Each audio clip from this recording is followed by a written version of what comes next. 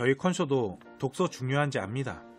하지만 현실적으로 고등학교 학생들에게 독서 활동은 너무 힘든 또 하나의 과제입니다.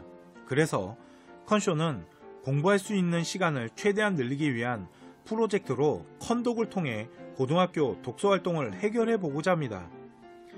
책의 내용의 핵심사항 그리고 학교에서 책을 어떻게 활용하면 좋은지를 책을 읽어주는 컨설팅 컨독을 통해 제공해 드리고 있습니다.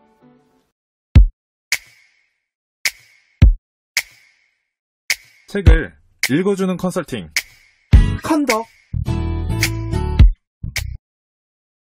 이번에 소개해드릴 도서는 더글러스 엠린의 동물의 무기, 잔인하면서도 아름다운 극한 무기의 생물학입니다.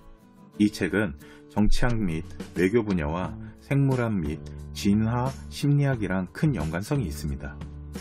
다양한 도서 중에 이 책을 선정하게 된 이유는 개요에 적혀있는 쇠똥구리 때문입니다. 우리가 전혀 알지 못하는 쇠똥구리의 특성만으로 생물학 무기의 전반을 소개하고 있죠. 충격적이지 않나요? 여러 계열의 학생들이 읽어도 충분히 도움이 될 만한 책입니다. 책의 주제는 잔인하면서도 아름다운 극한 무기의 파란만장한 자연사를 추적하는 과정에서 동물과 인간이 어떤 식으로 무기를 발전했는지입니다. 동물에서 시작해 연관되는 부분을 인간의 무기와 가교를 형성하여 설명하는 모습이 인상적인데요. 다양한 동물들이 경쟁에서 승리하기 위해 엄청난 무기를 장착할 수 있다고 생각합니다. 그러나 엄청난 무기를 착용한 동물들은 그만큼의 비용을 소모하게 되죠. 예를 들어 큰 뿔을 소유한 술록은 다리뼈 등의 부위가 약해지고 기동력이 떨어져 싸움에서 부상이 목숨과 직결됩니다. 이 현상은 사람들 간의 전쟁에서 그대로 적용됩니다.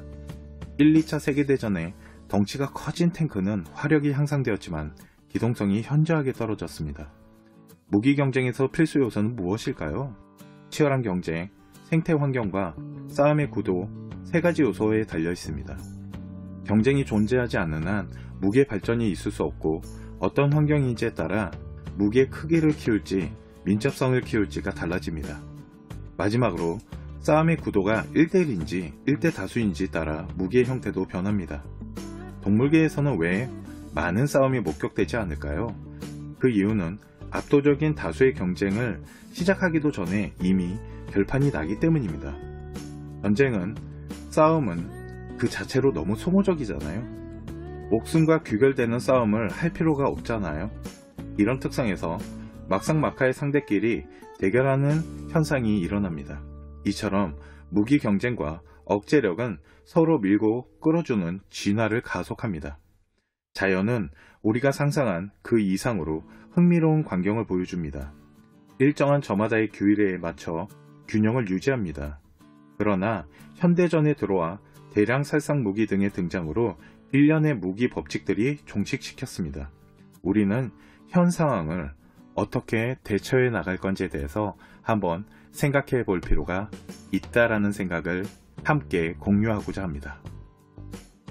안녕하세요. 컨쇼마트 대표 서영기입니다. 이번에 볼 책은 동물의 무기입니다. 세상을 바라보는 관점의 시작을 자연과 동물의 삶에서 시작해보는 것도 좋다고 생각합니다. 우선 동물의 진화 과정에서 각자의 삶을 살아가기 위한 송곳니나 뿔 같은 다양한 무기로 진화를 하였습니다. 이런 동물의 진화와 사회의 연관성을 인간들의 경쟁사회로 재해석할 수 있지 않을까요? 예를 들어 사회문화 시간의 기능론과 갈등론 수업, 생명 시간의 진화론, 이런 수업을 응용 연구로서 이 책을 활용한다면 큰 도움이 될 거라고 생각합니다.